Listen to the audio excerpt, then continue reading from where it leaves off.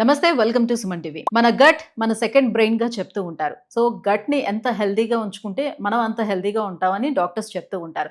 అయితే gut issues ఏ రకంగా వస్తాయి, గట్ ని ఎలా హెల్దీగా మనం పెట్టుకోవాలి, ఇవన్నీ కూడా ఇవాళ వీడియోలో మనం మాట్లాడదాం. మనతో పాటు ఉన్నారు హోమియో డాక్టర్ మరపల్లి చేతన్ రాజు గారు. Hello sir. నమస్తే మేడం. సార్, గట్ ని సెకండ్ బ్రెయిన్ గా చెప్తూ ఉంటారు. సో బ్రెయిన్ మనకి ఎంత ఇంపార్టెంట్, మన గట్ కూడా అంతే ఇంపార్టెంట్ అని అంటారు. అండ్ గట్ కి బ్రెయిన్ కి కూడా కనెక్షన్ ఉంటుందని కూడా చెప్తూ ఉంటారు.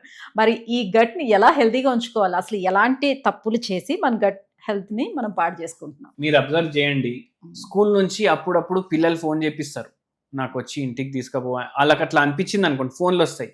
ఏమని వస్తాయి? మీ బాబుకి కడుపు నొప్పి అవుతుంది, వచ్చి తీసుకొని వెళ్ళండి. అవును, అవునా కాదా? Yes. కడుపు నొప్పి మోస్ట్ కామన్ రీజన్. పిల్లలు హాఫ్ డే ఎట్లయినా చేసి స్కూల్ నుంచి పర్మిషన్ తీసుకొని రావడానికి. ఇది ఎందుకైతే తెలుసా? ఇప్పుడు 7th పీరియడ్ మ్యాథ్స్ పీరియడ్ అనుకోండి, ఈడు మ్యాథ్స్ హోంవర్క్ చేయలేదు, టీచర్ కొడుతుంది కదా. అయితే ఏమవుతుంది అంటే 3rd పీరియడ్ నుంచి బాబుకి కడుపు నొప్పి అవుతుంది. లేకపోతే నిజంగా వస్తుంది? అరే నిజం వస్తుంది. ఓకే. ఎందుకు? ఎప్పుడైతే మనిషికి భయం పెరుగుతుంది కదా, అప్పుడు కడుపు నొప్పి వస్తుంది. ఎందుకంటే బ్రెయిన్ ఇంకా గట్ ఇంటర్ రిలేటెడ్ ఉన్నాయి. గట్ బ్రెయిన్ యాక్సిస్ అంటారు దాన్ని. అంతెందుకు, మీకు కూడా ఎప్పుడైనా టెన్షన్ అనిపించింది అనుకోండి, ఏదో గుడుగుడు అవుతుంది కడుపులో అనేసి అనిపిస్తుంది, అవునా కదా? అట్లా ఉంటది. అయితే గట్ బ్రెయిన్ యాక్సిస్ అంటారు దాన్ని. అంతెందుకు, ఇప్పుడు రీసెంట్ ఒక రీసెర్చ్ వచ్చింది. ఏమనేసి తెలుసా మీకు? గట్ హెల్త్ సరిగా లేదు, మీకు బీపీ వ్యాధి వచ్చే ఛాన్స్ ఉంది, షుగర్ వ్యాధి వచ్చే ఛాన్స్ ఉంది. అంటే గట్ హెల్త్ అంతా ఇంపార్టెంట్. ఎట్లా గట్ హెల్త్ ఇంప్రూవ్ చేసుకోవాలంటే?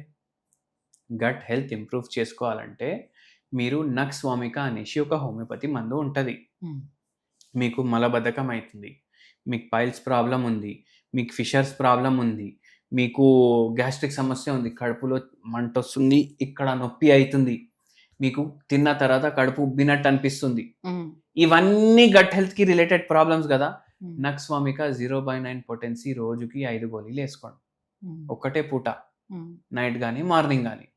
మీకు ఇది జరా రిలీఫ్ ఉంటుంది. పూర్తిగా తగ్గాలి, పైల్స్ పూర్తిగా తగ్గాలి, స్పెషలైజ్ మీరు కాన్స్టిట్యూషనల్ హోమియోపతి ట్రీట్మెంట్ వాడాలి. అట్లా ఉంటది. కానీ మీకు గట్ హెల్త్ జరా మంచిగా చేసుకోవాలంటే ఇది హెల్ప్ చేస్తుంది. ఎలాంటి తప్పులు చేసి గట్ హెల్త్ ని మనం పాడు చేసుకుంటున్నాం? ఏం మిస్టేక్స్ చేస్తున్నాం? ఏం మిస్టేక్స్ చేస్తున్నాం నేను చెప్తా మీకు. టైంకి తినకపోవడం, టైంకి తినకపోవడం వల్ల గట్ హెల్త్ కి ప్రాబ్లం అవుతుంది. ఎట్లా? రోజు 2కి తినే అలవాటు ఉంది మనకు, ఇప్పుడు మనం 2కి తింటలేం. ఇవాళ సినిమాకి పోయిన మ్యాట్నీ షో, సినిమా తర్వాత బయటకు పోయి బిర్యానీ తినేసి ఇంటికి వచ్చినాం, గట్ హెల్త్ డిస్టర్బ్ అవుతుంది. ఎందుకంటే ఏ టైంకి మీరు తినాలి ఆ టైంకి తినాలి, అది ఒకటి. మళ్ళా సెకండ్ది ఏంటంటే ఏది పడితే అది తినడం. ఎట్లా అంటే మీకు ఒక విచిత్రం ఎగ్జాంపుల్ చెప్తా నేను. ఒక పేషెంట్ మన దగ్గర ఫిస్చులా ప్రాబ్లం తోటి వచ్చింది. ఫిస్చులా ప్రాబ్లం అంటే ఏంటంటే యానల్ కెనాల్, ఎక్కడి నుంచి అయితే మలం బయటికి పోతుంది కదా, ఆ రంధ్రం పక్కకి ఇంకో రంధ్రం తయారైపోతుంది, దాంట్లో చీమ్ వచ్చేస్తుంది, దాంట్లో ఇన్ఫెక్షన్ కూడా వచ్చేస్తుంది, ఇది సర్జరీ తోటి పోతుంది అనేసి చెప్తారు. ఆ ప్రాబ్లం కోసం వచ్చిండు హోమియోపతి తోటి, అది సర్జరీ లేకుండా తగ్గిపోయింది. ఆ పేషెంట్ సర్జరీ చేసినా కూడా చాలా మందికి తగ్గదు, మళ్ళా రిటర్న్ వస్తుంది. అయితే అది తగ్గిపోయింది. మళ్ళా ఇంకోటి విచిత్రం ఏంటంటే ఇదే పేషెంట్ ఫిస్చులా ప్రాబ్లం కి అంతకుముందు 2 సార్లు ఆపరేషన్ చేయించుకున్నారు. అంటే ఇప్పుడు మీకు గట్ హెల్త్ బాగోపోవడం వల్లే మీకు piles and fissures, fistulas. Gut అంటే ఇక్కడ ఉండదు, మౌత్ నుంచి ఏనస్ వరకు గట్టే. అయితే ఆ పేషెంట్ కి అది తగ్గింది సరే, కానీ ఈ పేషెంట్ది నేను ఒకటి చెప్తా, మనకు చెప్పింది, నాకు ఒక అలవాటు ఉంది సార్, నాకు ఏది నచ్చితే నేను అది చేస్తా. సరే చేయండి, అయింది కదా నచ్చిన రోగం, అవునా కాదా? ఎందుకు చేస్తారంటే చూడండి, నేను ఇంటికి వెళ్ళి ఆఫీస్ వెళ్ళడానికి 1 అవర్ పడుతుంది, రోడ్ మీద పోతున్నా, ఇడ్లీ కనిపించింది, నాకు ఇష్టం, ఘీ ఇడ్లీ వేసి మళ్ళీ దానికి ఫ్రై ఇడ్లీ ఇంకా ఇష్టం, అది తినేస్తా. మళ్ళీ కొద్దిగా దూరం వెళ్ళగానే ఆ బండి మీద దోశ బాగుంది అనుకోండి, అది కూడా తినేస్తా. మళ్ళీ ఇంకా కొద్దిగా దూరం అయింది అనుకోండి, ఇంకా ఏమైనా కనిపించి అది కూడా తినేస్తా.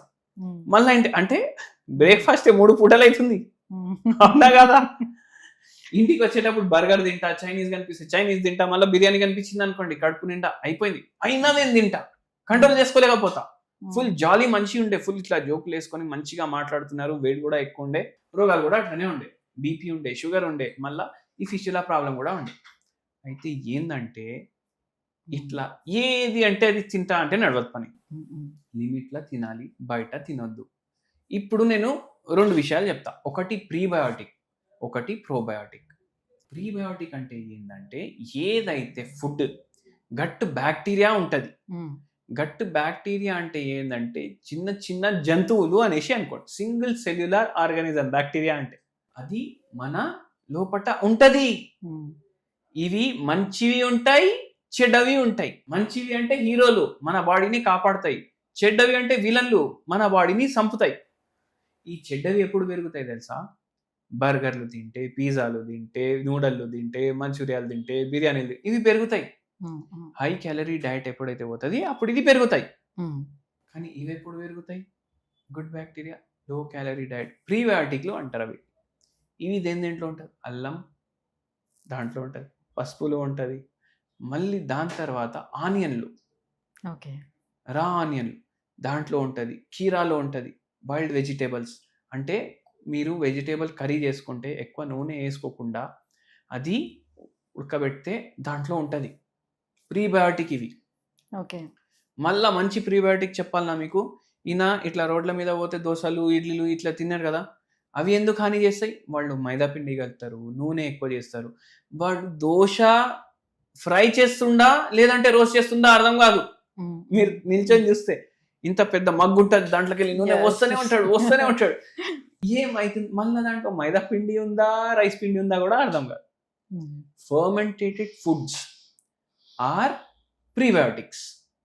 ఇంట్లో ఇడ్లీ ఎట్లా వండుకోవాలి, ఎట్లా వండుకోండి. ఇడ్లీని ఇడ్లీ లాగా తినండి, అది ఫర్మెంటేటెడ్ ఫుడ్.